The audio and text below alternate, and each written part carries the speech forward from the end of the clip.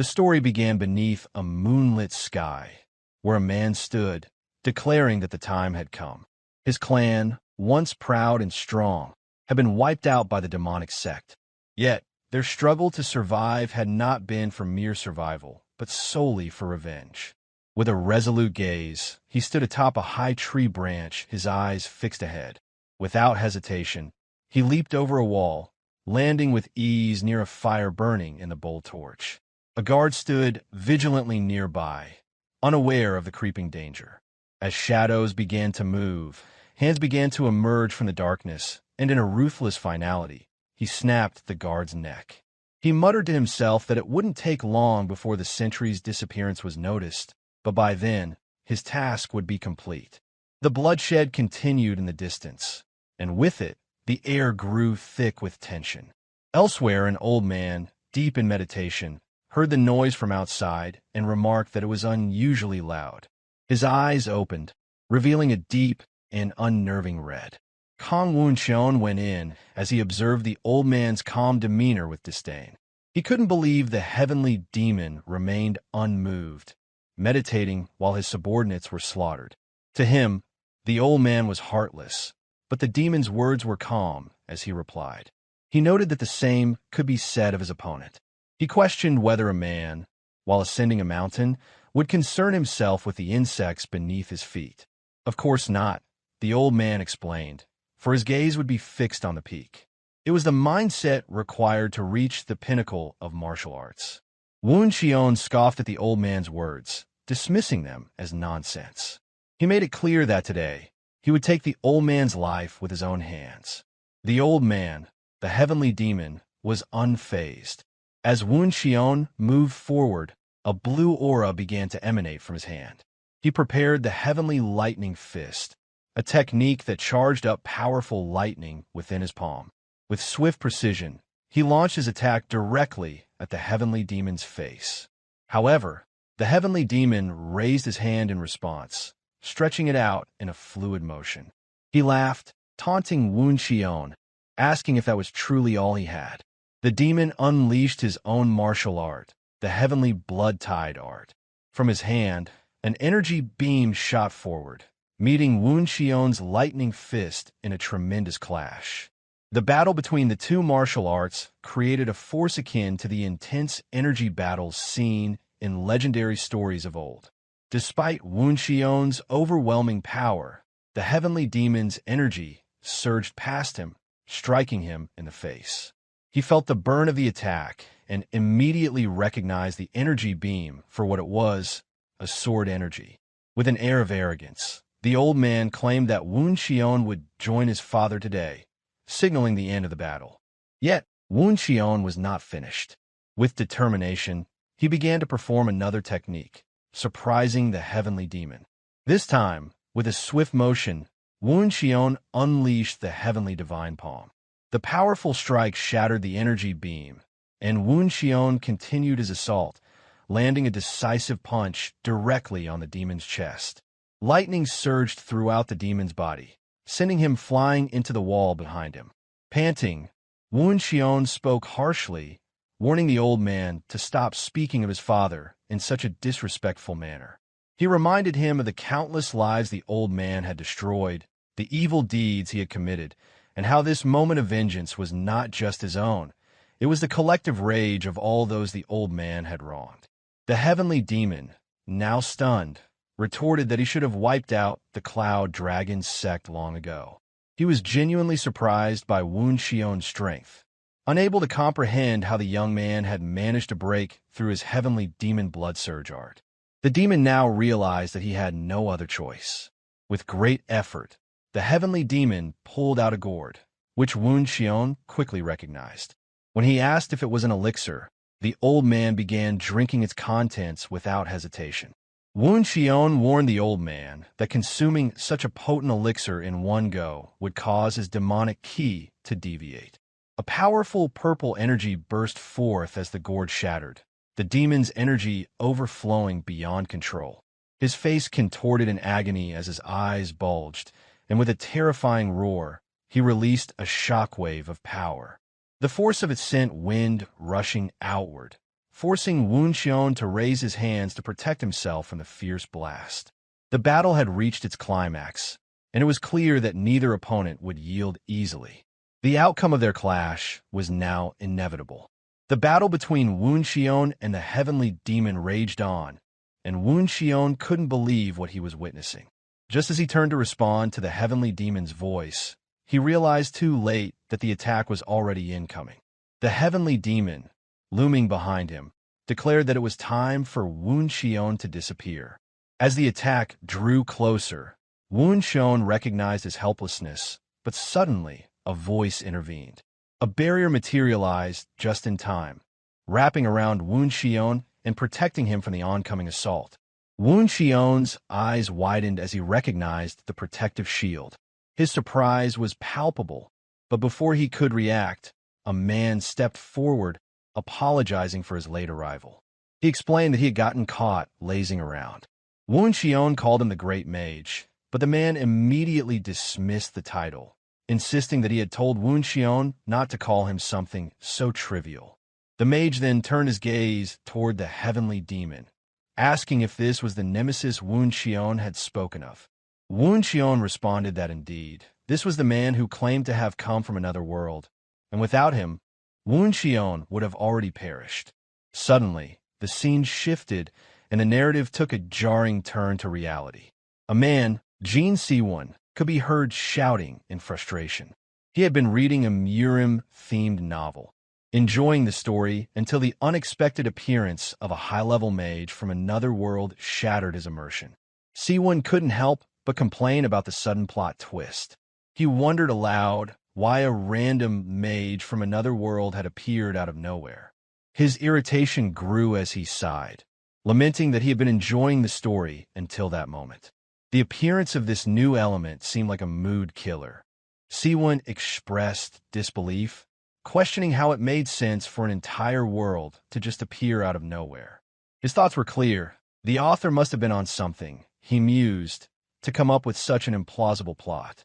His phone buzzed with a notification, and he glanced down, recognizing that his friend had messaged him. Seawoon had been discharged from the military 6 months ago and was preparing to return to college. His friend, eager for a gaming session, invited him to grind ranked matches, and Seawoon couldn't help but wonder why his friend had no one else to play with. Reflecting on his life after the military, Seawoon explained that, like many who had completed their service, he had carefully crafted a plan. He intended to earn certifications and study all the things he had missed while serving. However, he felt disconnected from society, as he had missed out on many of the experiences others had enjoyed. As Seawoon headed into town, he thought about his remaining funds, briefly considering finding a part-time job. Being an avid fan of Murim novels, he often fantasized about living as the protagonist in such a world. He made his way into a PC cafe, where the cashier greeted him by name, asking if he was going to play Loyal Ground again that day. Seawoon confirmed it and ordered 10 hours of playtime.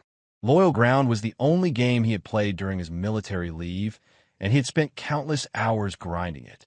Within 3 months, he had risen to a top 10 rank, his dedication paying off. He logged into the game and messaged his friend to wait for him in the lobby. Seawoon had even earned some extra cash from tournament prizes at internet cafes. Loyal Ground, a Battle Royale game, was a straightforward game. 100 players dropped from a plane, collected weapons scattered around the map, and fought until only one remained standing. Now in the game, Seawoon began communicating with his friend, directing him to the coordinates where 2 other players were located. He instructed his friend to look towards 120 on the compass, which was displayed at the top of the screen. Seawoon aimed and quickly killed both opponents with 2 precise headshots. His friend shouted in excitement, noting that only 2 players remained. Seawoon chastised his friend for being so loud, recalling that his friend had already been eliminated once. He advised his friend to focus on looting and staying alive, emphasizing the need to find the safe zone before it closed. As the circle shrank, some other players running towards a building. They cautiously entered the building, spotting a first aid kit on the ground. One of them remarked that the presence of loot suggested that the other player hadn't entered yet. But Seowoon was hiding beneath the shadow. The players did not notice someone had hid there. As one player enters the building, aiming to grab some free loot, they discover Seowoon's character sitting in the corner, camping the loot. The player outside hears gunshots and receives notification that his teammate is dead. In disbelief, he mutters that he can't believe the teammate was hiding inside. With no time to trade out his teammate, he begins running away, but before he can get far, a bullet hits him in the back of the head. Now, he's the last one left, earning the coveted chicken dinner. Seowoon's friend, grateful for the win, thanks him for carrying the game. Seowoon, however, simply tells him to queue up for the next match and reminds him that he needs to lock in and start studying tomorrow. As Seowoon's phone buzzes, he looks down at it, and his mother's message appears. She asks if he's studying well and mentions that she sent his academy fees along with some extra money, hoping he eats well. She apologizes for not being able to send more. Seowoon thanks her, acknowledging that it's his mother's love and support. He responds, telling her that he's going to bed soon. Seowoon then tells his friend that he won't be playing anymore starting tomorrow. His friend protests, reminding him that they had planned to participate in a clan war together. However, Seowoon tells him that he can't go because he needs to start attending an English academy. He feels guilty every time he reads his mother's messages, as he's been living in this cycle for months. As he heads back to his apartment, he begins to doom scroll on his phone that night. Among the various videos, he stumbles upon one talking about people with mysterious powers being spotted overseas. These people are calling themselves players. Intrigued, Seowoon clicks the video, but it suddenly disappears. The video got deleted. He finds the situation strange, but decides to sleep it off. The next morning, as he heads out to the academy, his friend calls him, reminding him that they still need to prepare for the clan war. Seowoon tells him that he wants to help in one last game, but before he can finish his sentence, a purple light begins to glow behind him. He turns around, completely taken aback, and wonders what's going on. The light continues to draw closer, engulfing him entirely. His backpack falls to the ground, and not a trace of him is left behind. Now enveloped in the light, Seowoon wonders what it was and whether it's some sort of punishment for waiting too long to make his decision. As Seowoon slowly opens his eyes, he hears people speaking foreign language, and he's immediately startled by the volume. Looking ahead, he sees people fighting with swords and casting magic. They wield all kind of weapons and all kind of different outfits. Completely confused, Seowoon wonders if he's dreaming.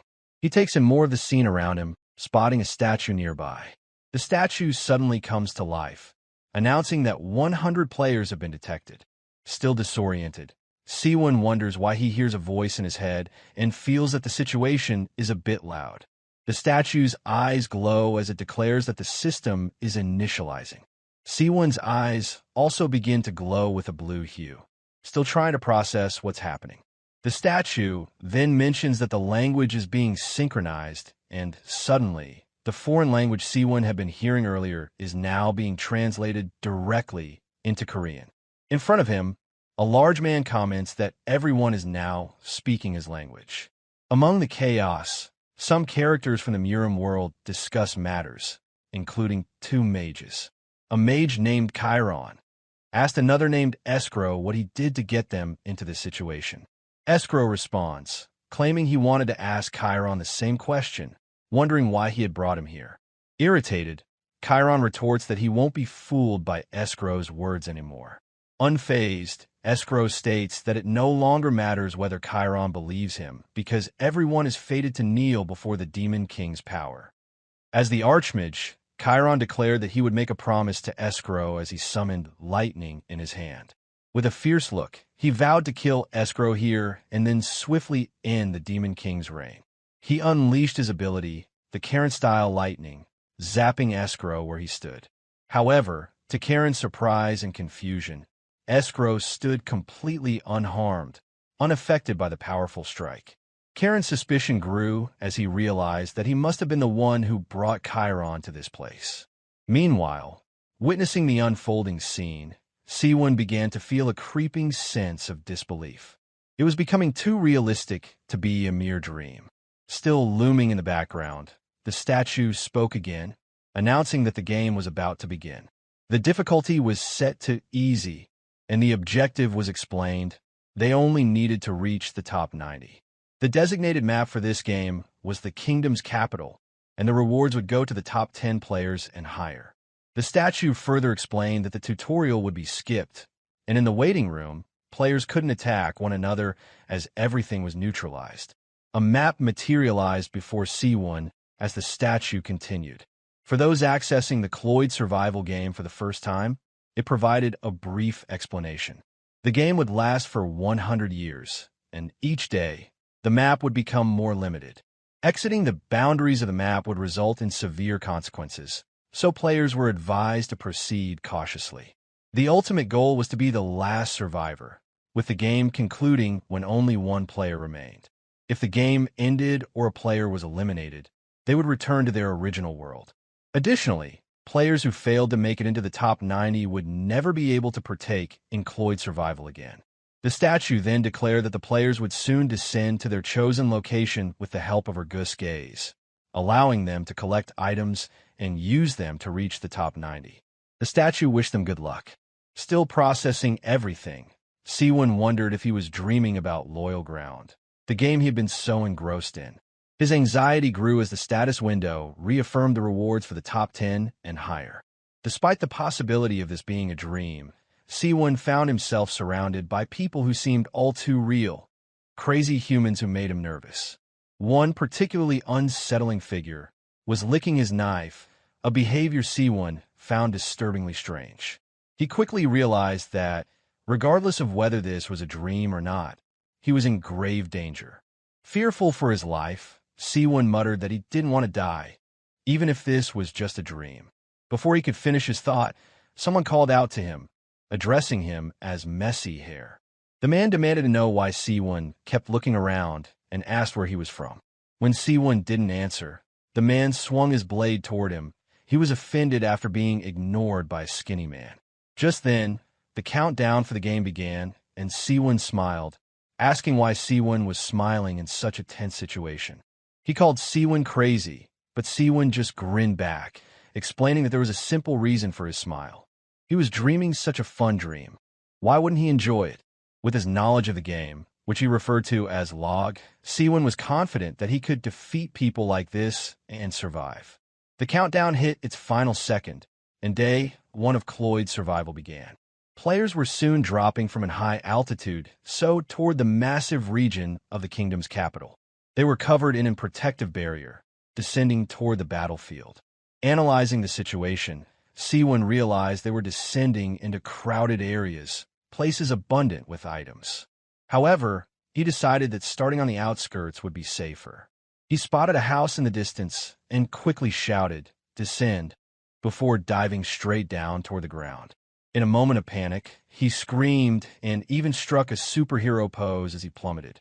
However, despite the dramatic descent, he was unharmed.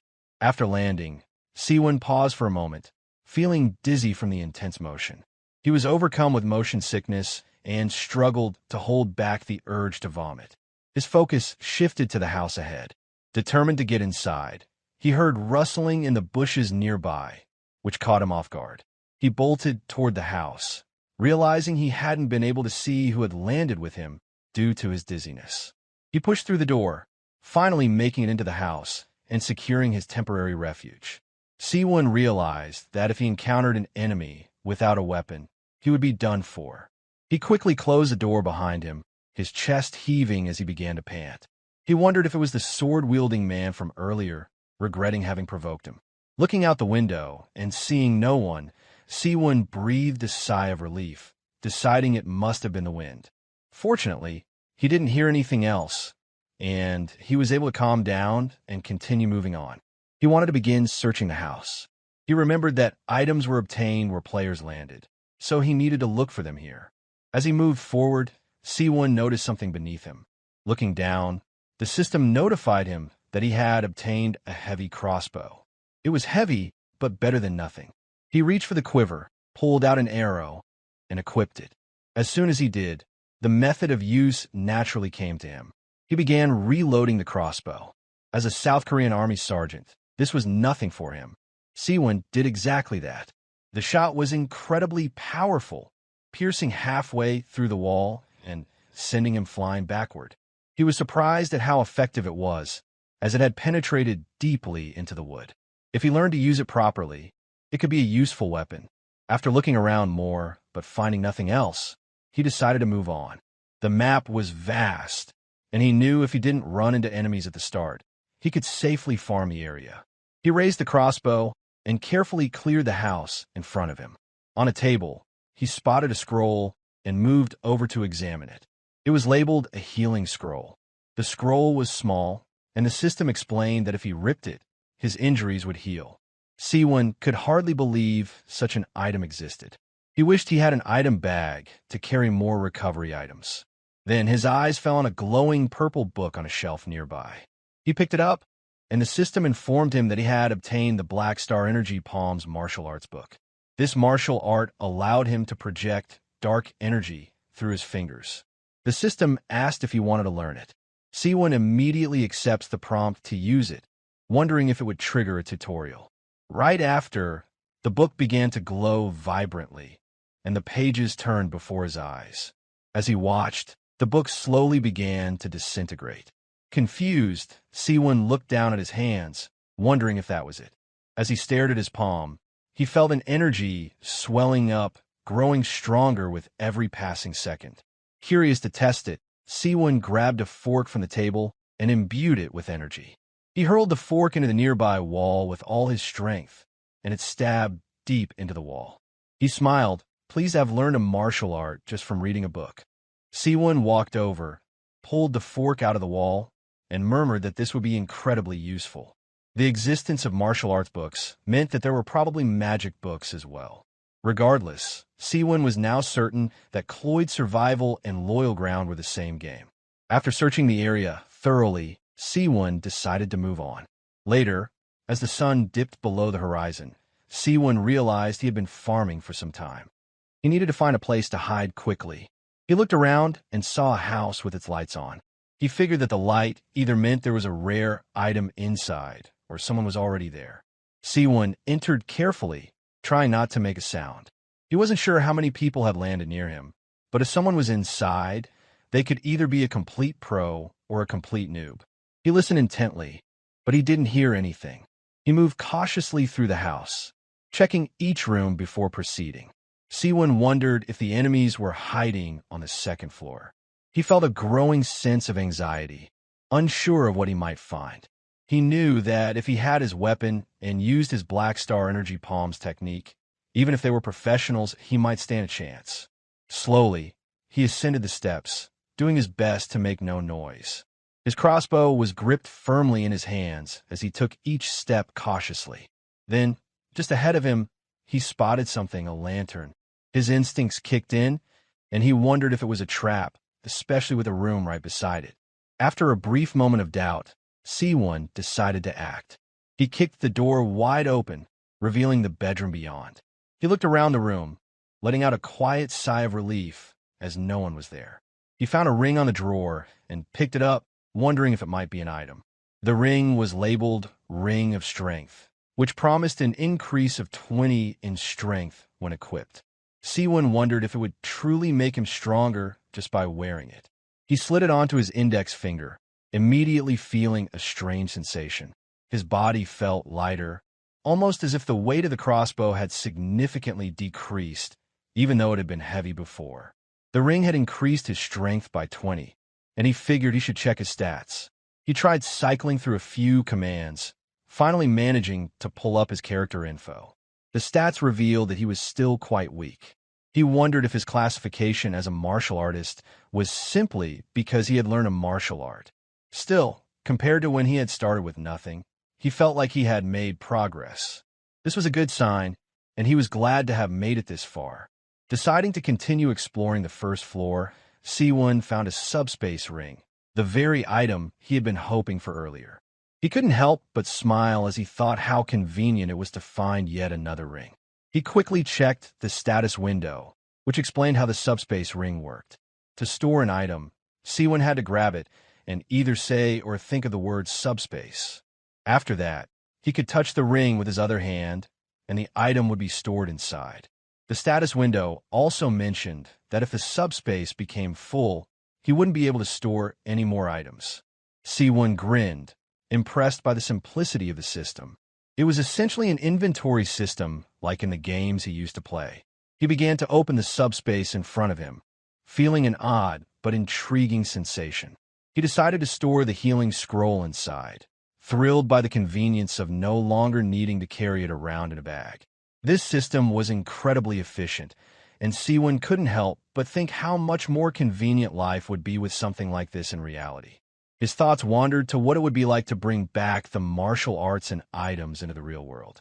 If he could do that, it would be an even bigger game changer than he had anticipated. As he continued to think, Seowoon wondered how many players had been eliminated so far. Looking at the interface, he figured there must be a kill log. He found it and discovered that only one person had been eliminated up to that point. He had initially planned to farm until only 90 players were left, but he had already searched several houses and found a lot of consumable items. His luck had been on his side, and he had even found a number of hidden weapons, which complemented his Black Star Energy Palm's martial arts. While he had gathered a lot, Seowoon knew it was time to move on. Staying in one place for too long wasn't a good idea, especially with the powerful players he had seen in the waiting room. With his current level, he wasn't strong enough to face them. However, if he managed to stay hidden and make it into the top 10, he would have the opportunity to allocate points where they were needed most.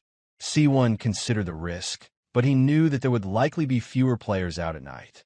It was worth taking the chance, especially if he could find another good place before the sun rose. As he exited the house, Seowoon felt a surge of energy. He had been on a move constantly, but he wasn't tired at all. The Ring of Strength had proven to be a game changer. Though his strength had increased significantly, he still felt hunger and thirst, reminding him that Cloyd Survival wasn't too different from reality. He realized he would need to find something to eat soon, and the city should have food for him to grab. With that goal in mind, Seowoon set off toward the city, determined to find sustenance and continue his journey. Every step he took felt a little lighter, and he was more confident in his chances of surviving longer in this brutal world. As the night stretched on, he was ready to face whatever challenges lay ahead. But first, he needed to eat. He could only hope that this new world would offer the resources he needed to stay alive and grow stronger. Seowoon checked the map, realizing he should be somewhere near the location, but he was unsure of where the houses were. He began to hear a wolf snarling in the distance, and quickly realized that the sound was coming from directly behind him. Instantly, he darted into some bushes, cursing himself for not noticing it sooner. He peeked over, seeing the creature in the distance, feeling his nerves spike. Sweat began to bead on his forehead as he recognized that it wasn't just any wolf. It was a werewolf, and there was another one right behind him. As he sat frozen, the werewolf lunged at him, forcing him to dodge just in time. The creature's attack shattered the nearby tree with brutal force, and now there were two of them, staring directly at him. Seowoon muttered to himself that he thought this was a PvP game, never expecting monsters like these to be a part of it. If he had known, he would have stayed put. He was still a ranker, in name at least, and dying to a mob would be too embarrassing. Noticing a house off in the distance, Seowoon ran toward it, his heart pounding as he approached the door. He slammed it shut behind him, panting heavily as he listened to the werewolves outside. He wondered if they would try to get in. The sound of sniffing came closer, and he realized the creatures must be searching for his scent. Knowing he had to act fast, Seowoon cracked the door open, aiming his crossbow through the small gap. He waited until he had a clear shot, and then fired, sending a bolt through the crack and into the side of one werewolf skull. The creature collapsed and began to vanish into the air. Relieved, Seowoon muttered that the Ring of Strength had made it possible for him to fire the crossbow with just one hand. Now he just needed to deal with the second werewolf. As he reloaded the crossbow, he turned to find the second creature had moved much closer, now directly in front of the door. It charged, smashing through the door with terrifying speed, its claws slashing across Seowoon's cheek. He stumbled backward, shocked, as the werewolf broke through the door. The creature moved in for a follow-up attack, and Seowoon quickly raised the crossbow, firing again. But the werewolf raised its arm, blocking the bolt. With his weapon now useless, Seowoon dropped the crossbow just as the werewolf lunged to finish him off. He panicked, realizing this could be how he was eliminated. But then he remembered the subspace ring. Reaching into it, he pulled out an unfamiliar dagger he had stored. Determined to survive, he imbued the dagger with his Black Star Energy Palm's martial arts and hurled it into the werewolf. The energy-powered dagger pierced through the creature with ease, sending it crashing into the wall. As the werewolf began to disappear in front of him, Seowoon exhaled deeply, a sigh of relief escaping him. He had thought he was a goner, but now he was safe. His heart still racing, he collapsed to his knees, muttering that he was glad he had stashed the throwing dagger earlier. He had been sure he would fail and be eliminated by these mobs, which would have been incredibly embarrassing. Seowoon looked down at a small baggie on the floor, noting it must be a mob drop. He opened it eagerly, but inside, he only found water and jerky. He grumbled, wishing it had been something more useful, though at least he had food for now. He started eating, debating whether to check the area more thoroughly. As he explored the building, he found a piece of armor. It was a bit large for him, but once he put it on, it immediately resized to fit his body.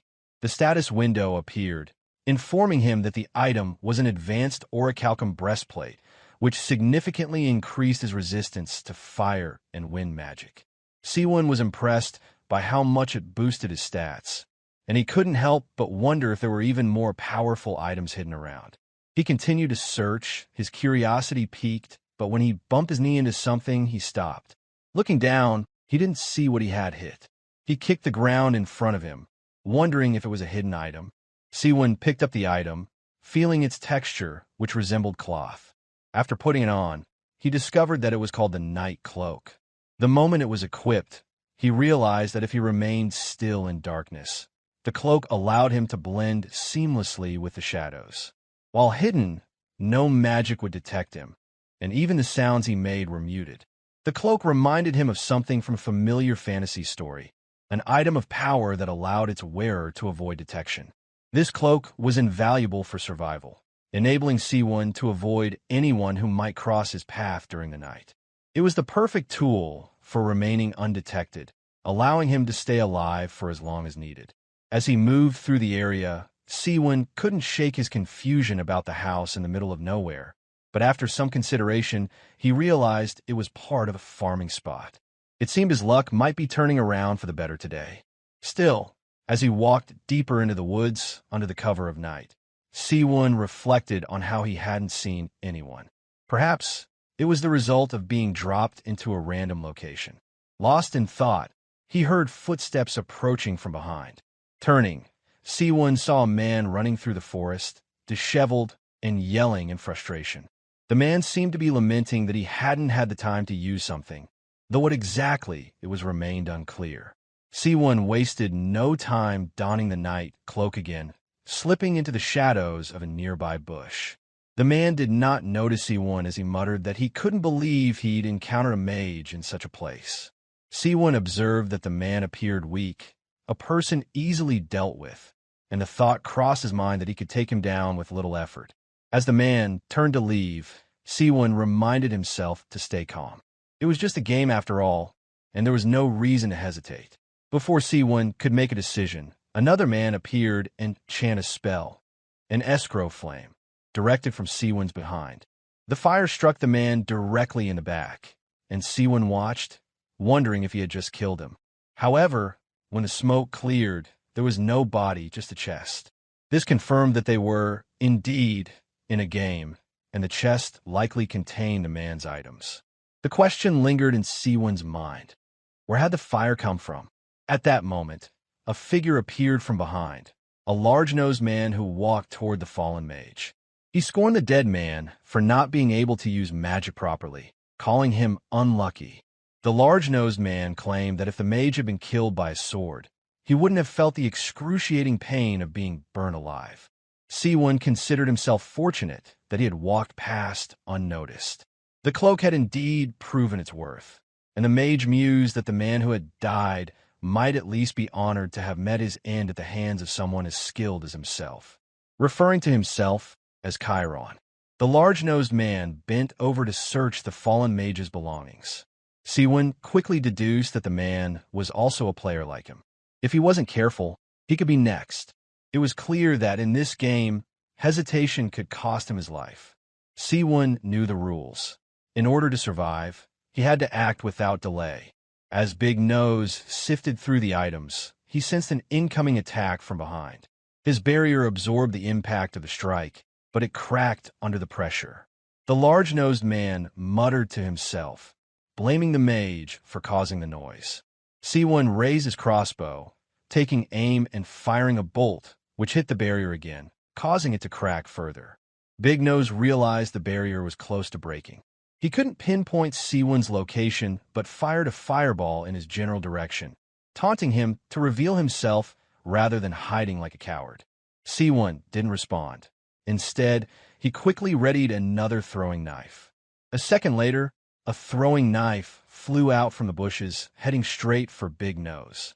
He heard the sound of it slicing through the air, and although his barrier absorbed the hit, it shattered completely. Panic spread across his face as he turned in search of Seowoon, still calling for him to reveal himself. Seowoon raised the crossbow for another shot.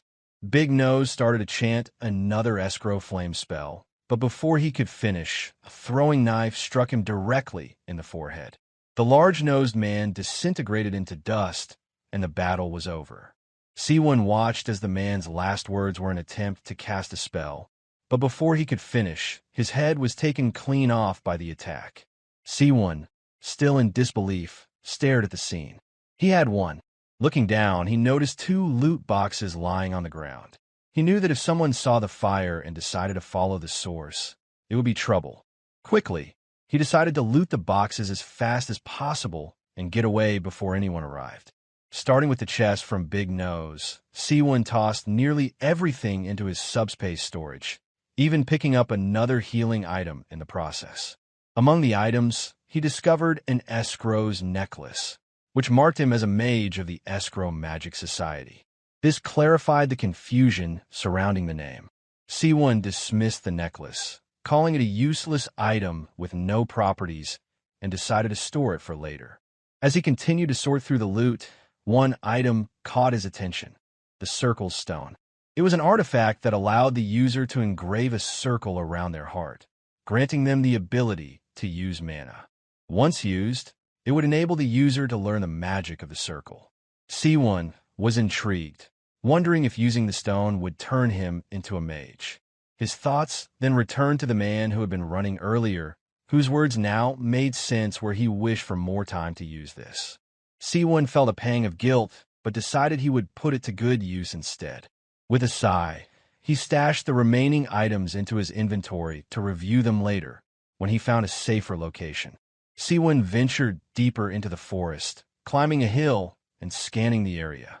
He needed to find a spot where he could use the Circle Stone. In the distance, he spotted some houses and made his way toward them, thinking they would be a suitable place. Once inside, the stone prompted him, asking if he was sure about using it. Without hesitation, Seowoon confirmed in his mind that he was ready. The stone warned him that using it would require him to remain motionless for 3 hours, unable to perform any actions or use items. It also mentioned the slight pain that would accompany the formation of the circle. The moment he activated it, Seowoon's chest tightened, and waves of intense pain began to surge through him. He stifled his screams, enduring the excruciating agony for the next 3 hours. By the end, Seowoon lay on the floor, drooling from the pain, his body still racked with discomfort. He had expected a mild ache, but the ordeal felt like it might have broken him. He muttered to himself that learning martial arts had been difficult, but magic was on an entirely different level. Once he gathered himself, Seowoon opened his status window.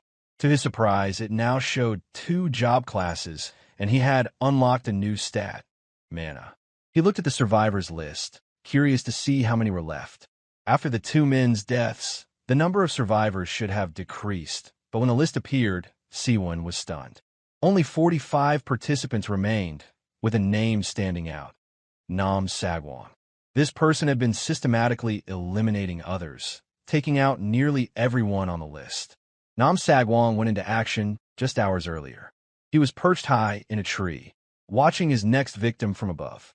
The man on the ground stumbled over a rock, a comical sight given his size. Nam Sagwon chuckled to himself, enjoying the scene. He was after something simple, getting into the top 90. As the man begged for his life, Sagwon raised his hand, stretching it toward the man's face. In a swift motion, he popped the man's head like a zit, sending a clear message to everyone. They would all come to know his name. With a smug grin, he moved on without looting the body. His only concern was making sure the participants knew who he was: Nam Sagwon, a name to be. Now, Seowoon was stunned by the number of people who had died in such a short time. He couldn't believe how many had perished overnight. He silently hoped he wouldn't run into Nam Sagwon anytime soon. The thought of surviving long enough to reach the top 10 crossed his mind, and Seowoon wondered what the reward for such an accomplishment would be. He speculated that it might be money or rare items. However, the idea that intrigued him the most was whether reaching the top 10 would grant him the ability to bring the skills and items from this game back to the real world.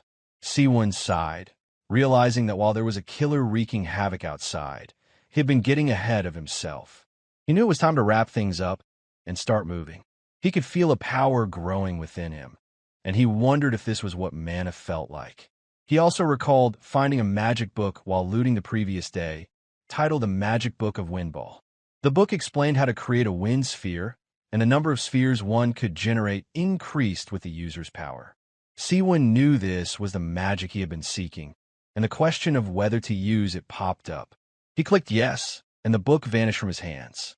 He blinked, wondering if that was all, if the magic had simply been implanted in his mind. His hand moved instinctively as he began to chant a scroll magic. He gathered mana in his palm, and soon, four wind spheres materialized in the air. They didn't look impressive, and Seowoon wondered if this was really all there was to it. He raised his hand, as if dismissing the spheres, and they floated backward. When they collided with the wall, a massive explosion shook the ground behind him. Seowoon's eyes widened in realization.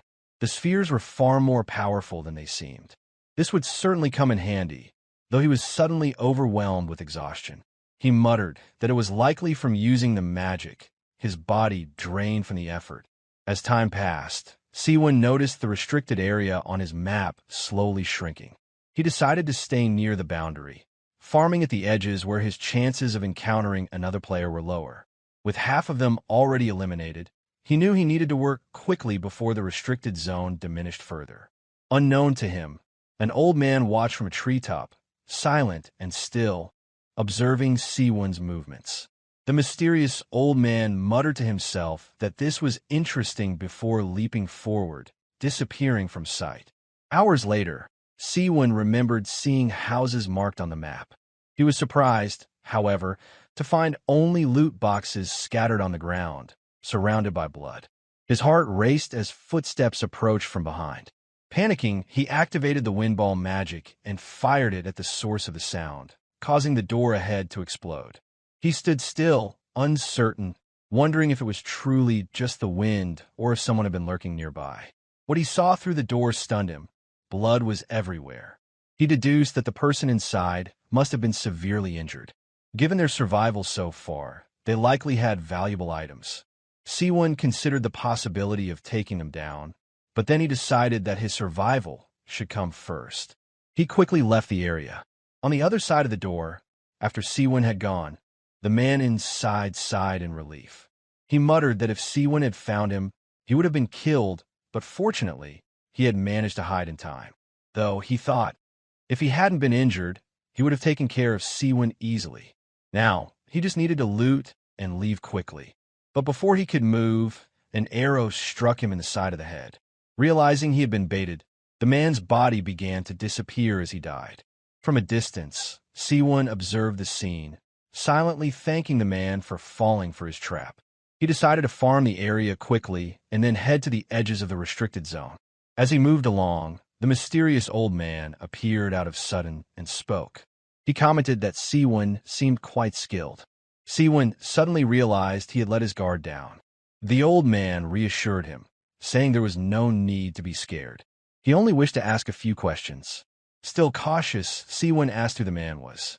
The old man chuckled, replying that Seowoon likely wouldn't know even if he told him, as they all came from different lives.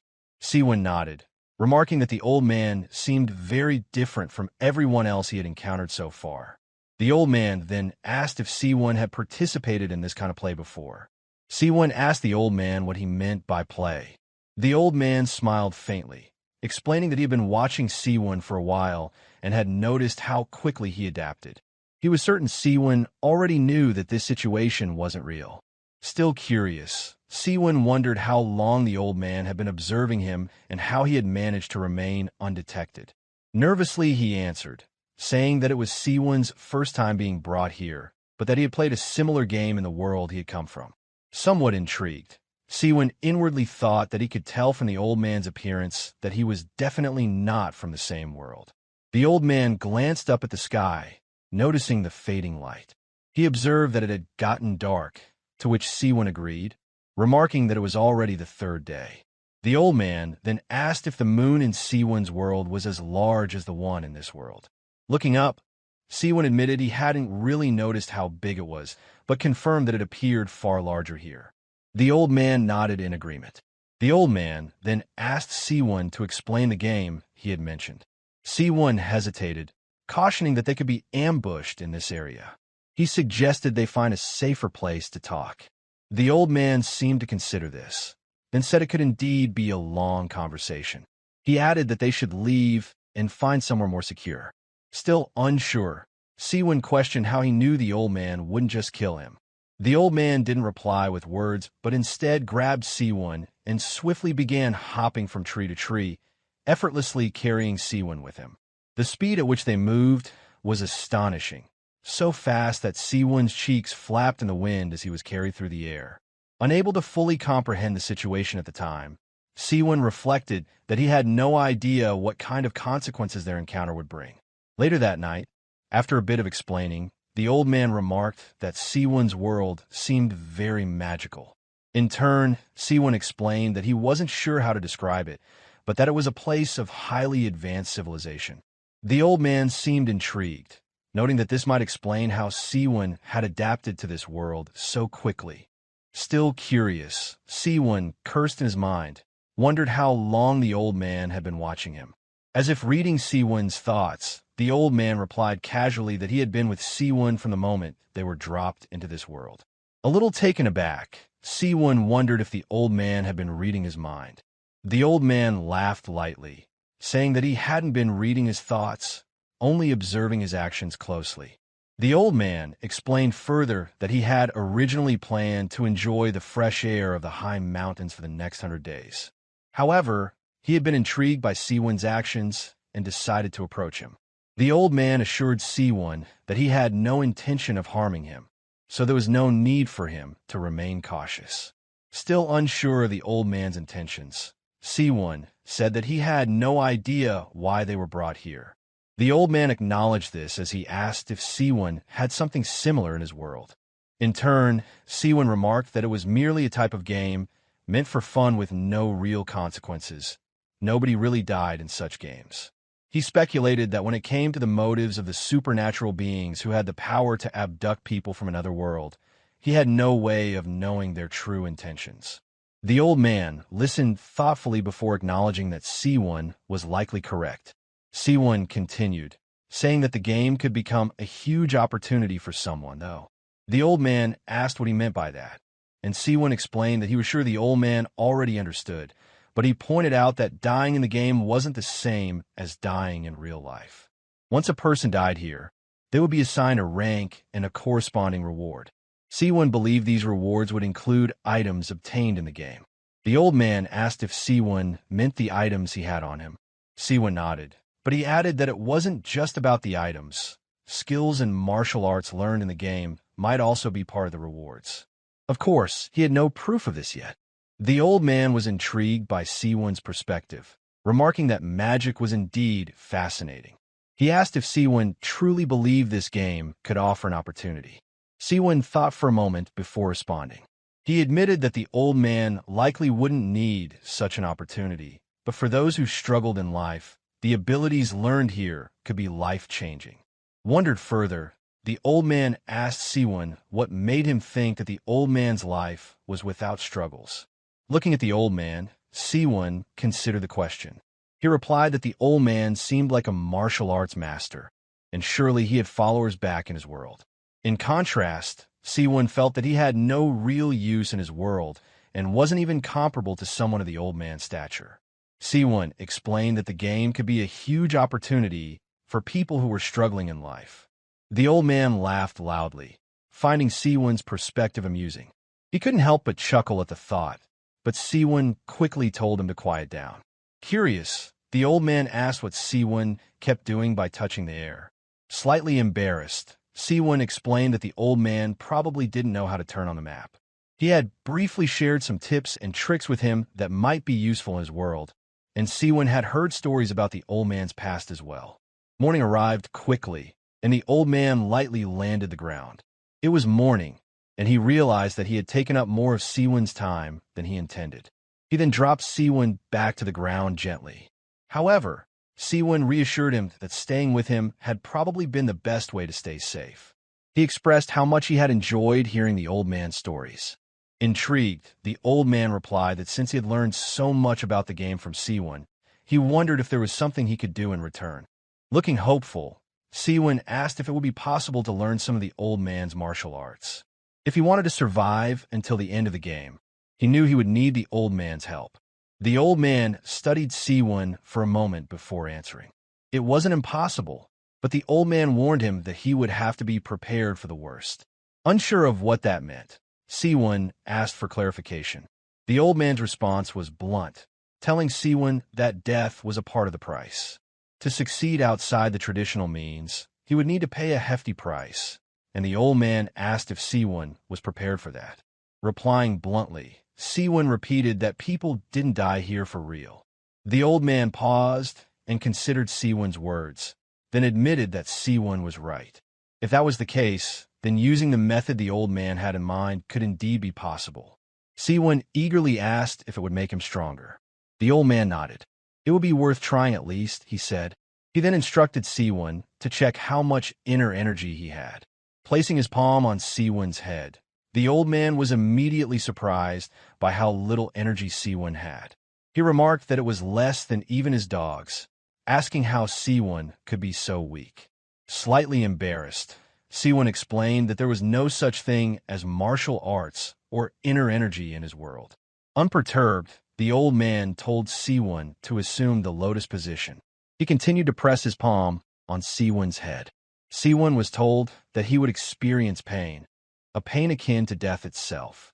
But the old man emphasized that he mustn't move. Nervously, Seowoon asked what he should do. The old man's instructions were clear. He had to endure the pain, because if he failed, he would die. As the old man began transferring his inner energy throughout Seowoon's body, his senses went into overdrive.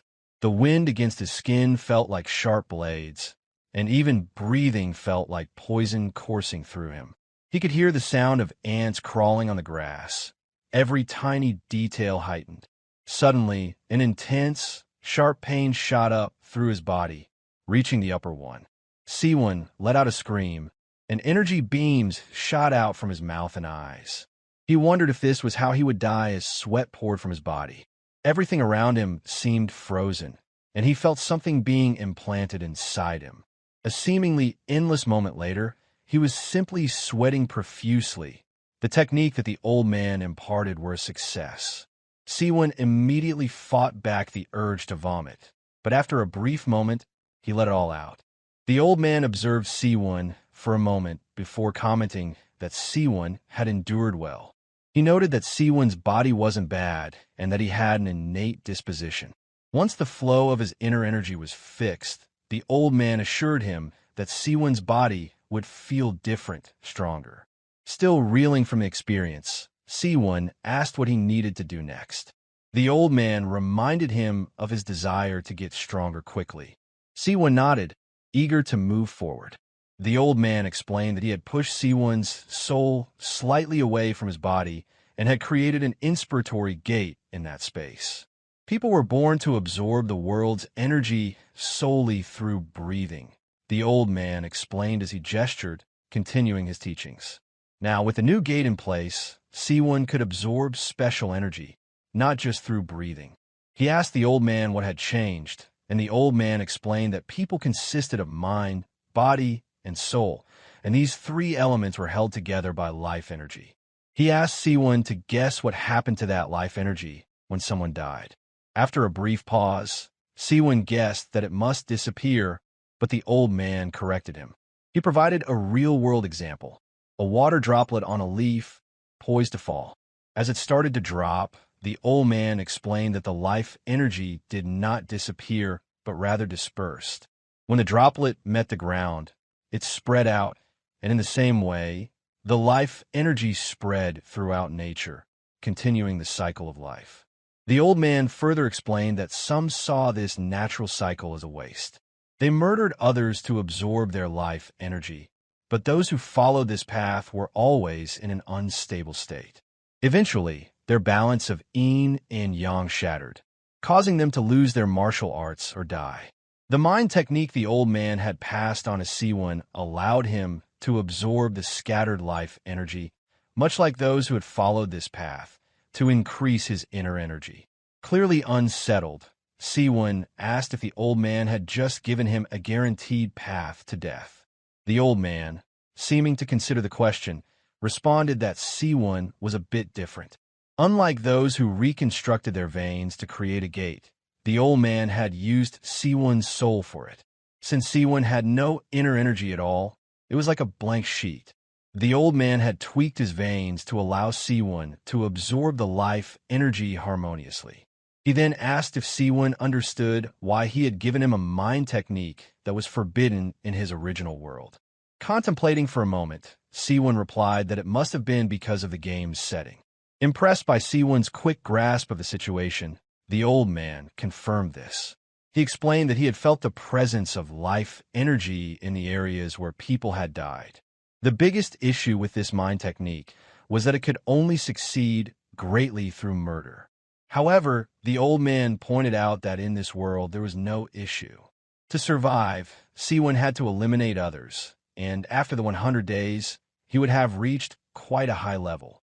The old man then told Seowoon it was time for them to part ways.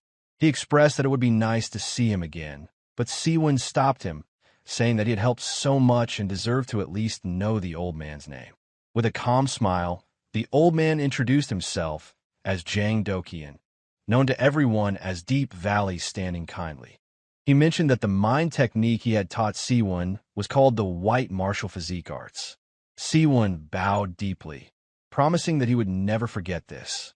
Jang Dokian advised Seowoon to get used to breathing deeply, and if he continued to accumulate inner energy through his dantian, he would grow stronger over time. He then remembered how to open the map as Seowoon had shown him, calling it a very convenient tool. With a final farewell, the old man said that they would meet again when the opportunity arose. Seowoon watched as Jang Dokian soared through the air, vanishing quickly. He marveled at how fast the old man had disappeared, commenting that it was to be expected of someone like him. If Seowoon could master the same movement techniques, he thought he would be able to move as freely as the old man. With his thoughts settled, Seowoon decided to continue with his original plan and head back to the outskirts. Though he had been abducted and dragged to the center in an instant, the walk back took him half a day. As he hid in some bushes near a house with its lights on, Seowoon muttered that it seemed like the same situation as last time. Either the house was empty, or it was a noob who didn't know how to turn off the lights. Regardless, he was determined to go in. He ran toward the house, slipping inside and checking his corners before slowly clearing the rooms. He noticed the light upstairs turn off and muttered that he had been right. It was time to farm for items. However, after a while of searching, he sighed in disappointment. The house yielded nothing useful. It was filled with only useless items, a small healing scroll, and some jerky. Seowoon realized he had come for nothing. He yawned, muttering that he hadn't slept at all the previous night because he had spent so much time talking with the elder. Now exhausted, he knew it was finally time to catch some rest. He fell into a peaceful sleep, the exhaustion from the previous days catching up with him. The morning arrived, and his sleep was interrupted when he heard footsteps approaching. A voice pierced the stillness, a man saying that the house didn't seem empty. Seowoon immediately recognized the man was right outside. He slowly reached for his crossbow, cursing his defenselessness. He waited, tense by the door. As the door opened, the man entered, and Seowoon took in a deep breath, preparing himself. The man looked around, saying he could finally rest, but he was quickly stunned to find himself staring down the barrel of a crossbow. Seowoon squeezed the trigger, shooting the bolt toward the man. In an instant, the man drew his sword and sliced the bolt in midair. Seowoon couldn't believe he was fighting a martial artist, muttering that this was becoming an annoyance. Without hesitation, Seowoon reached into his subspace, pulling out a set of throwing knives. Using the Black Star Energy Palm technique, he launched them at the man. One of the knives was blocked by the man's arm, who sneered and called Seowoon a coward for relying on hidden weapons. Undeterred, Seowoon closed the distance between them. He grabbed the side of the man's head with his palm and threw him to the ground. With swift motion, Seowoon kicked the man's weapon away and told him that he had been having a nice dream until the man had woken him up as he raised the crossbow bolt high into the air. The man pleaded for his life, saying that he would do anything. He couldn't die here, not after struggling so much to survive. But with a cold gaze, Seowoon stabbed him directly in the forehead. The kill feed flashed on screen, revealing that the man's name was Xiao Long and that he had died from an arrowhead shot. Seowoon bathed in blood, muttered to himself that he refused to die here either. No hesitation in his voice and action. He had transmigrated abruptly in an unfamiliar world. Yet, despite facing a life-and-death instance repeatedly, Seowoon was capable of executing a quick and swift decision. As the last echoes of conflict faded, the shifting dust revealed a subtle difference in the aftermath. Seowoon's eyes, sharp and perceptive, caught the change. A soft green luminescence drifted through the air where, moments before, a man had collapsed in death. His body was gone, erased without a trace. In its place rested a solitary chest, quietly glowing amidst the haze. Seowoon's gaze locked onto the object. This was no ordinary remnant. It was exactly what Elder Jang Dokian had spoken of, the moment of transfer, the aftermath of death, and the energy that remained. As Seowoon stood, the gentle energy rushed toward him, as though it sensed his presence. Wisps of green energy slithered outwards, weaving around his fingers in an uncanny way. The warmth and movement coursing through the tendrils were unlike anything Seowoon had experienced. As they touched his skin, they didn't just linger, they entered. In an instant, the calm was shattered. A brilliant surge of light erupted from the chest, engulfing Seowoon in a radiant explosion. He remained still, centered within the glow, every muscle tense. Then, as suddenly as it had come, the energy subsided, and the silence returned as the glow faded. Seowoon stood amidst it all, frozen in contemplation. He lowered his gaze to his hands, now steady but tingling with latent force. He had killed one man, absorbed one fragment of vitality, and yet his body felt transformed. Power pulsed through his limbs, strong and constant, as if a dam had broken and the current had made a new home within him. Driven by a mix of curiosity and urgency, Seowoon called out the system. His vision shifted slightly as the interface responded. Among the stats, one line caught his attention: internal energy 20. The energy he had just absorbed had taken quantifiable form. He wondered briefly, was that all the man had held? Or had he only taken a portion? A slow grin spread across Seowoon's face. The pieces aligned in his mind. Elder Jang Dokian's cryptic teachings now made sense. Even without striking the final blow in every encounter, Seowoon understood now that securing vitality was essential. What mattered was the energy left behind and the strength it offered. Turning his attention outward, Seowoon swiped through the interface and opened the survivor status. The numbers told a new story. His breath hitched.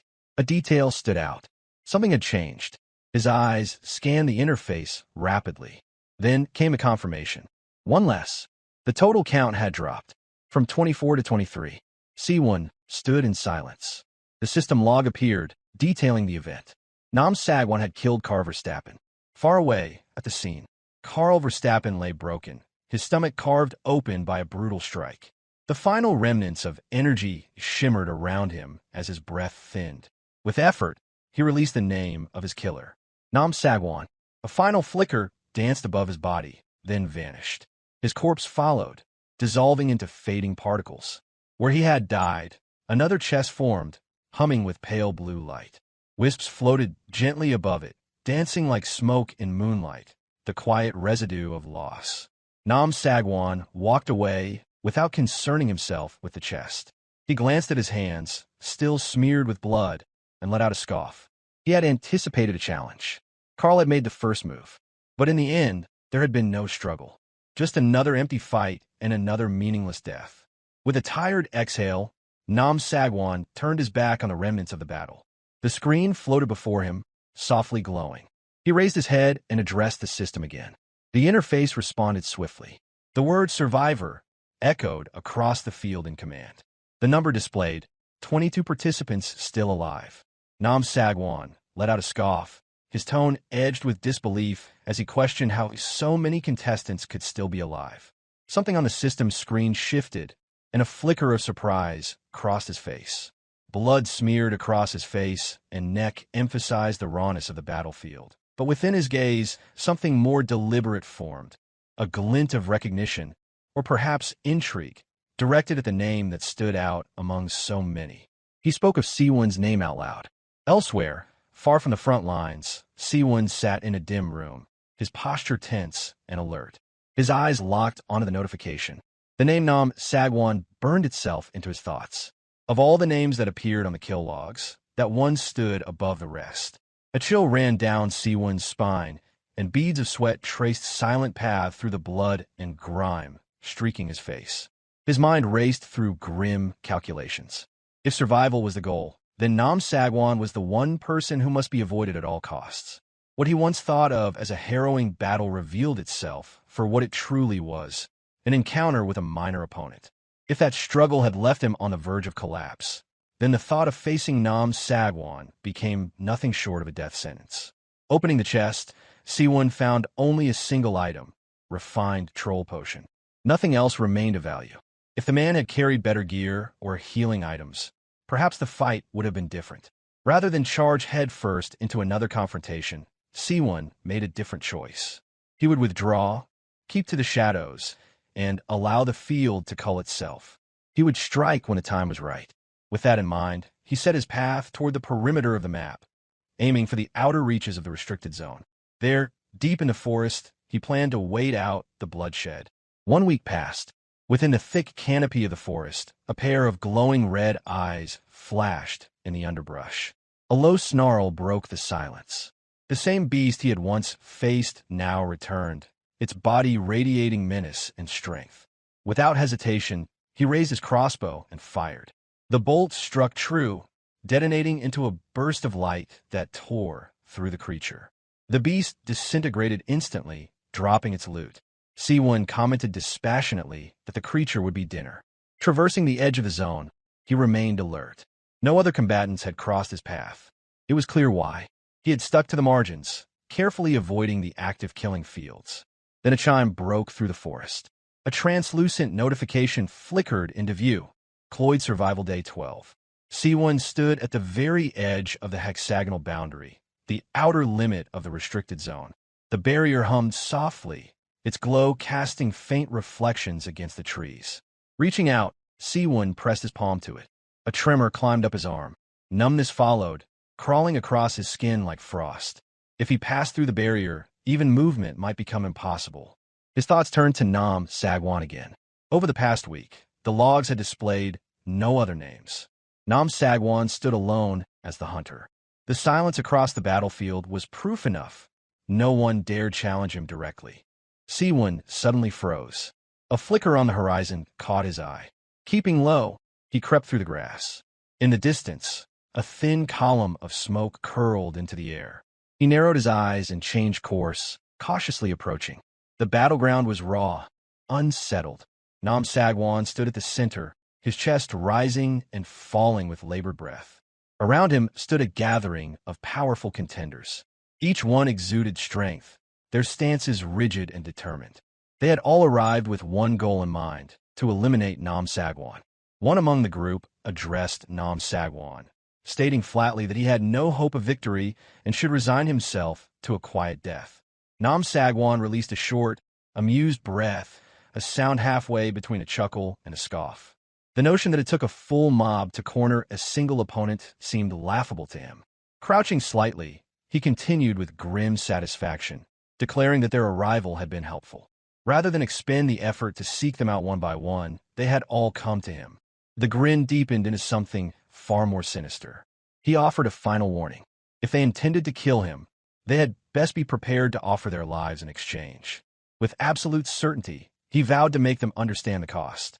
Cracks shot across the ground as an immense surge of force erupted outward.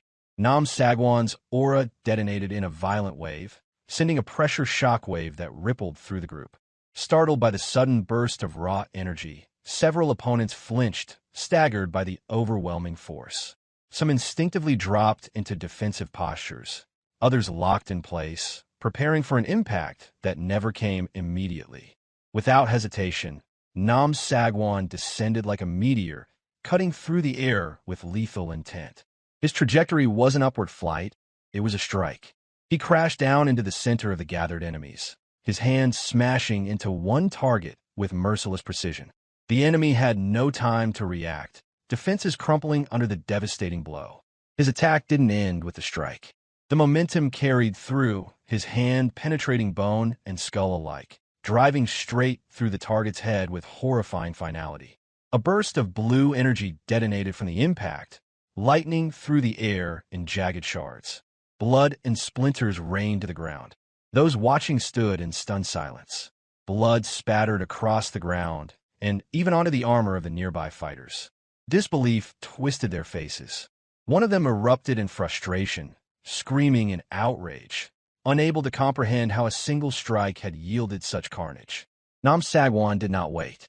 The next moment, he moved, slashing through the air with a brilliant arc of red energy. The attack tore into the ranks, scattering bodies in all directions. Sparks flew, blood sprayed, and the battlefield screamed with violence. Armor shattered, limbs contorted, and the sounds of agony rang out across the dust-choked field.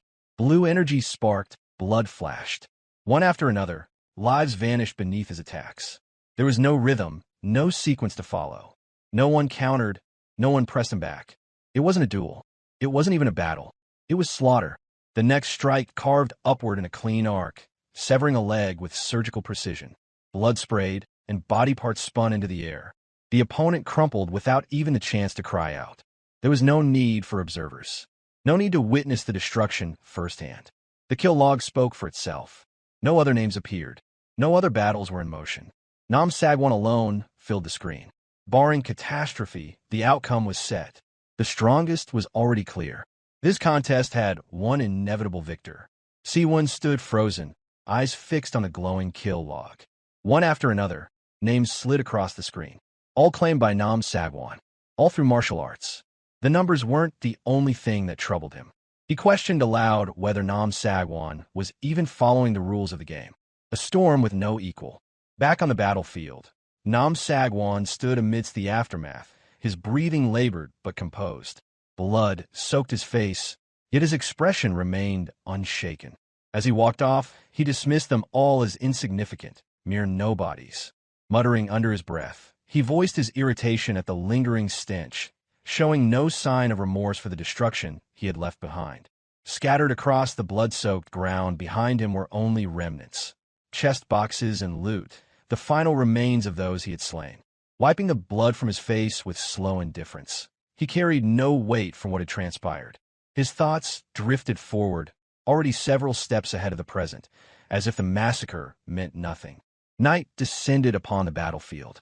Nam Sagwan was gone. Nothing stirred among the bodies, and all that remained were scattered chest boxes and a single magic staff, its surface glowing faintly in the growing darkness. Then a figure stepped into the clearing. Mist swirled quietly at their feet as they approached. Robes brushed through the grass with every calm, deliberate stride. The figure moved closer, eyes falling on the faintly glowing staff embedded in the ground. A shadow passed across their face. Reaching out, the figure lifted the staff with deliberate care, recognizing the staff had belonged to Elizabeth. It wasn't loud, but rooted deep. Rage settled behind his eyes. He whispered a vow over the staff, Elizabeth's name spoken first as tribute, then as a promise. Her death would not go unanswered. He declared his intent aloud. The oath rang clear through the night that he will bring vengeance. The man raised his gaze to the heavens, swearing on the name of Escrow. Elsewhere, under the same moonlit canopy, Seawoon stood quietly within the forest. A single thought echoed through his mind. There were now only 11 survivors left. If he could just endure a little longer, maybe he could reach the top 10. That was the hope he held on to. But after what he had seen earlier, the devastation, the sheer disparity in strength, his confidence had begun to fracture. Facing someone like Nam Sagwan, that would require something powerful enough to even the odds. His eyes dropped to the castle below. Even from a distance, its silhouette carried an air of significance. In his mind, Seawoon calculated his chances. The restricted zone would likely expand past this area by morning. The mansion might be the final opportunity to find something useful. Moonlight guided his approach. Seawoon moved swiftly, crossing the outer gardens toward the mansion's looming entrance. He pressed his hand to the heavy wooden door and eased it open. A soft glow spilled out from within, casting light across his worn cloak. He paused briefly, peering into the shadows inside. A quiet gasp escaped him. His voice was low, barely audible. The sight before him was far beyond expectation. The interior stretched before him in grand majesty. Towering marble pillars reached for the high ceilings. Intricately carved statues loomed over the halls. Moonlight streamed through stained glass windows, painting the floor in fragmented hues. He paused at the foot of a grand staircase, taking it all in with quiet awe. Then a shimmer caught his attention. A full suit of Royal Guard armor stood displayed against the wall. A system prompt blinked into view. The armor required a strength stat far beyond his current level. His eyes narrowed as he checked his stats, just 30. With a short breath, he dismissed the idea. It would only weigh him down. No point in carrying what couldn't be used. He turned from the armor and resumed scanning the room. The mansion might still hold something that could change his fate. He resumed his search through the mansion's endless corridors, his voice low and persistent as he muttered that something useful had to be hidden within these halls. As his gaze swept across the room, a faint glimmer on one of the high shelves caught his attention. Approaching cautiously, he reached up and pulled the item down. A glowing bottle sat in his hands, pulsing gently with energy. As he examined it, a system notification materialized before his eyes. Elixir of Insight increases internal energy. Excitement surged through him. His voice trembled slightly, though no one else was present to hear it. He glanced around the vast hall again, still struggling to believe what he had found. And the surprises hadn't stopped. As he ventured deeper, Seawoon's eyes locked onto something else. A glowing book lying on a pedestal, radiating gentle light. Acquired. Secrets of the Unbreakable Fist. Martial Arts Manual. The mansion truly was a vault of rare and powerful gear. He felt his voice rise involuntarily, filled with amazement. After the trials he had endured, stumbling into a place like this seemed surreal. As his steps echoed softly on the marble floor, he began to plan. Then something shifted. His eyes dropped to the floor, where something strange caught his eye, a hatch partially concealed beneath a nearby rug. Before he could act further, a deafening explosion erupted from beneath him. Flames surged upward, debris ripping through the space in violent arcs of red and yellow. Heat slammed into his body as a roaring blast filled the corridor. Seawoon's limbs froze, the sheer force of the explosion momentarily paralyzing him. His ears rang as the light flared, scattering shards of masonry through the air. He was airborne before he even knew it. The shockwave hurled him back, his form twisting mid-flight. His voice broke free instinctively in a panicked shout, the fire chasing him down the hallway. He hit the ground hard, sliding across the stone as heat scorched past him.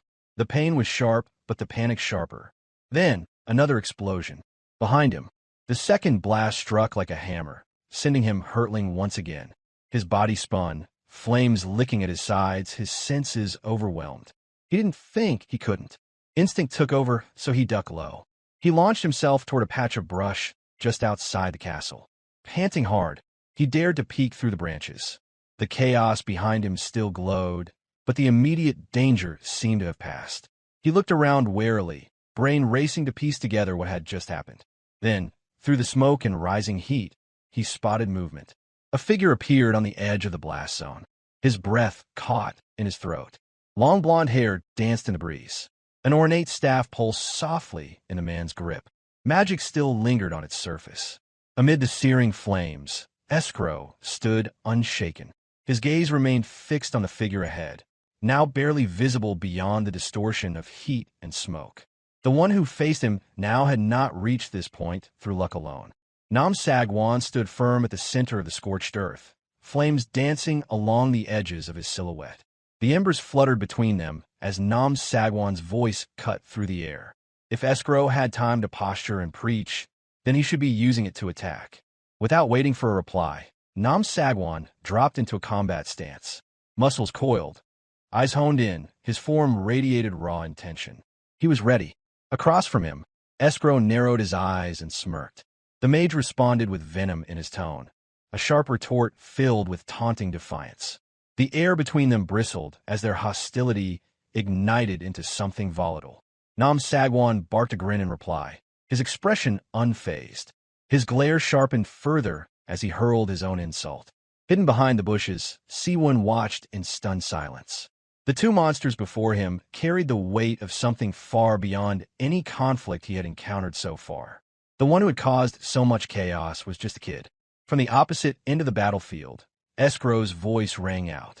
He called Nam Sagwan an impudent brat, his words laced with scorn as he tightened his grip on the ornate staff in his hands. The air around him shimmered with building energy. Seawoon tensed in the undergrowth, his breath catching as the temperature shifted.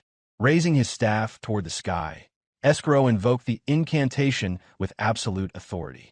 His voice echoed like thunder, announcing his command as the heavens above responded. Dark clouds gathered with unnatural speed. Lightning danced through the forming storm. A blinding flash split the sky. Thunder cracked like the roar of a titan as a colossal bolt of lightning crashed down from the stormfront. The spell had been cast. Aimed with unerring precision, the bolt hurtled toward its target with devastating intent. But Nam Sagwan had already moved. The spell hit the ground behind him with earth-shattering force, tearing through stone and sending shockwaves across the field. Escrow shouted again, fury breaking through his composed exterior. He demanded to know how long his opponent planned to keep dodging. His voice cracked like a whip, and this time, he invoked Elizabeth's name, challenging his foe to face him directly. Nam Sagwan landed in a crouch, the flames curling around his boots. He didn't respond aloud, but his eyes betrayed an edge of contemplation. Even in the Central Plains, where countless battles had shaped him, he had never faced something quite like this. Across the field, Escrow gritted his teeth. Frustration pushed past restraint as he growled out his next insult, branding Nam Sagwan as a rat-like coward. With a forceful sweep of his arms, he summoned another surge of magic. The sky above cracked open again, light fracturing in all directions. Unleashing everything, Escrow bellowed a final declaration. He would end it here, finish this opponent once and for all. His form rose into the sky, wreathed in blinding light. Lightning coiled around him like a crown. From above, they descended like a divine retribution, thunder spiraling with his motion. Every inch of the sky screamed with energy. Bolts tore through the clouds, converging on his outstretched arms. Nam Sagwan's eyes widened, his breath caught for a fraction of a second. The sheer magnitude of the incoming force froze him in place. For a moment, even he faltered. Then instinct returned. At the last possible moment, he dove aside. The lightning struck where he had stood, obliterating the stone floor, and sending molten fragments in every direction. He rolled midair, eyes scanning the sky as the storm raged on. Electric arcs surged in every direction as Nam Sagwan twisted through them. Sparks grazed his side. Craters erupted behind him. The speed and intensity of his movements were nearly inhuman. Weaving through the magical onslaught, he pressed forward. Every dodge narrowed the gap. Instead of retreating, Nam Sagwan surged forward, upward, rising into the heart of the storm itself.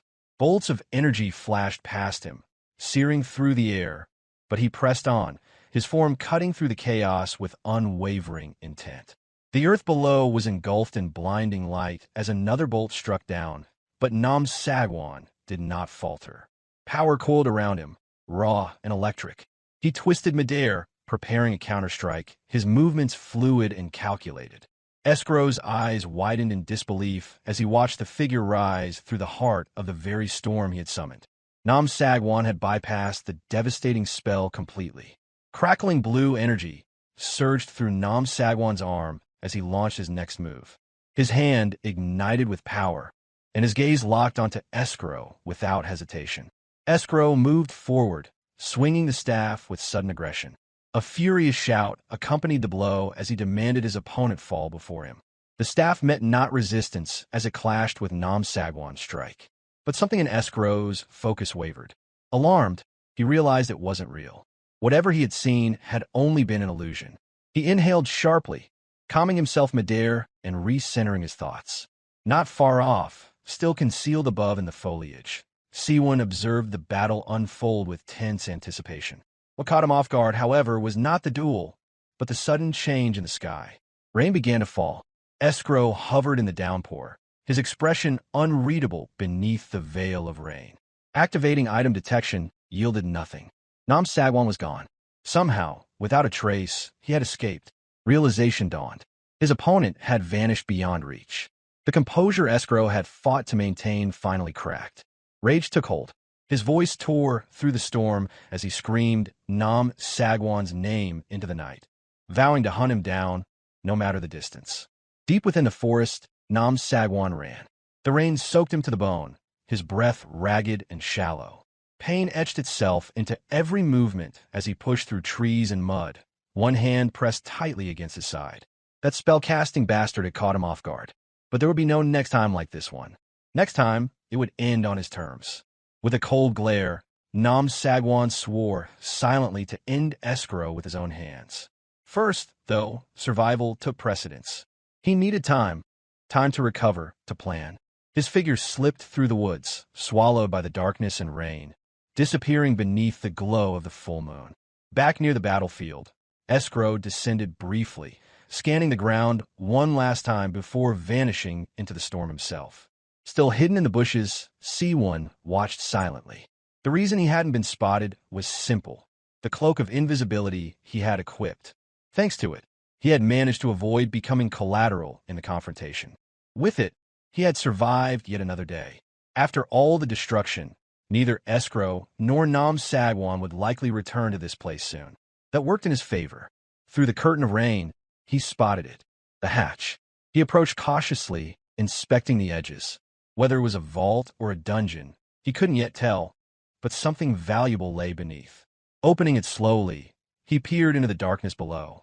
A stone staircase wound deep into the earth, vanishing into the shadows.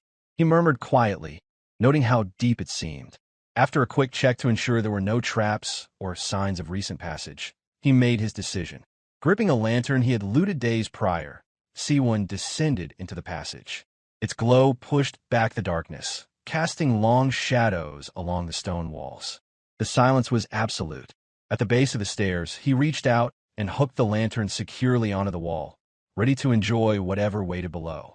The gentle flicker of light illuminated the space ahead, revealing metal hooks, interlocking rings, and strange, unfamiliar tools, each arranged in precise order.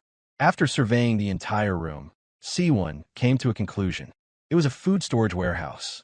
The realization sparked a subtle relief. In the end, it was exactly as he suspected. Only food.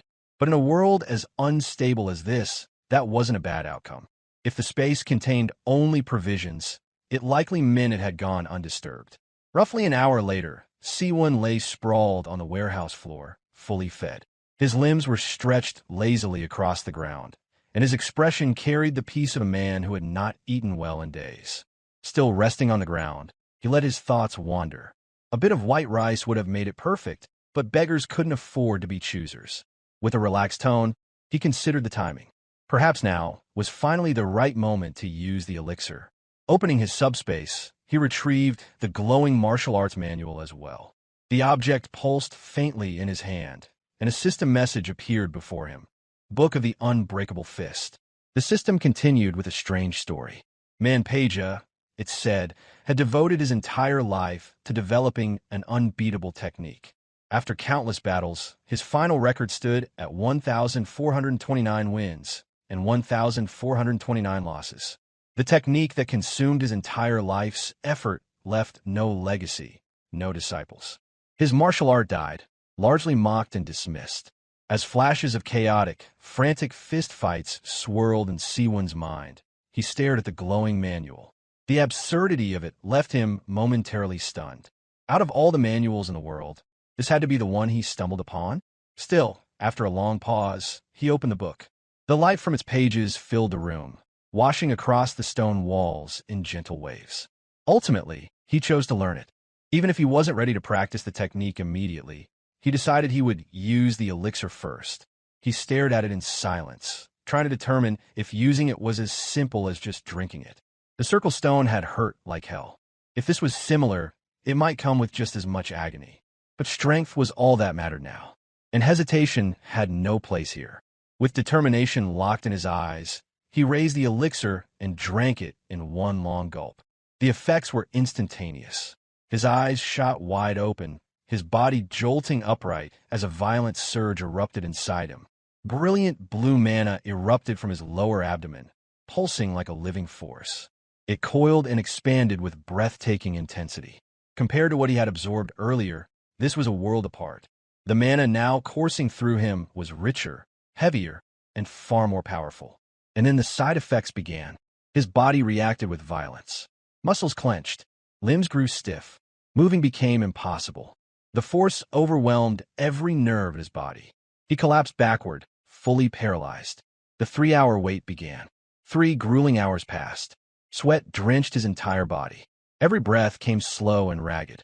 His hands trembled faintly as he reached up to grasp at his coat. His head tilted back, voice low and slurred with fatigue. Staying motionless for so long had been its own form of torture. His limbs felt heavy. Every joint ached. Lying there, he reflected on everything that had happened over the past week, most of it spent in hiding. And just today, he had avoided both the great Mage and Nam Sagwan. The mere fact that he had survived felt miraculous. Finally, the exhaustion became too much. Curled on the floor, he allowed his body to rest. Sleep claimed him almost immediately, pulling him into a dreamless state. The warehouse fell silent, disturbed only by the slow rhythm of his breath. Morning arrived. A chime rang sharply through the stillness, signaling a system message. A glowing screen materialized before him. Day 13 of the Cloyd Survival event. The heavy door to the warehouse creaked open with sudden force, pushing aside debris as light poured into the chamber. Seowoon stepped out into the morning air, adjusting his cloak. The sun rose above the treetops, casting a clear light over the forest floor. He wasn't surprised to find himself inside the restricted zone. Still weary, he called upon the system to show survivor list. The system responded instantly. A glowing screen blinked into existence. Names appeared in sequence. Seowoon scanned them, then paused. His eyes widened. One name had vanished from the list. Someone had been eliminated during the night, and he hadn't heard a thing. The realization struck hard. Seowoon stared at the glowing system screen, eyes wide in disbelief. The name listed as eliminated during the night left him frozen. Jang Dokyeon. The elder had died. His mind struggled to comprehend how someone like that could have met such an end. A question formed almost instinctively. Perhaps, thinking there was no imminent threat, the old man had attempted something absurd, an extreme training method, maybe one that went too far. His gaze swept across the shrinking map. Tension bled into his posture. The zone was closing in fast. Remaining in the top 10 meant avoiding elimination at all costs. Without hesitation, he walked forward, leaves scattering in his wake as he cut through the forest. His path was clear: survive, avoid combat, and hold position. For someone as comparatively weak as him, evasion and caution were the only means of survival. With his crossbow secured, Seowoon moved swiftly, eyes sharp, body tense. He knew his strengths lay not in power, but in foresight and endurance. If he wanted to climb the ranks, he needed to stay hidden, stay quiet, and stay out of fights. Then something shifted. His senses flared. His eyes snapped open wide as the entire world ahead of him erupted into light and heat. A massive explosion detonated just a few steps away, engulfing the path in a tidal wave of flame. The force was overwhelming.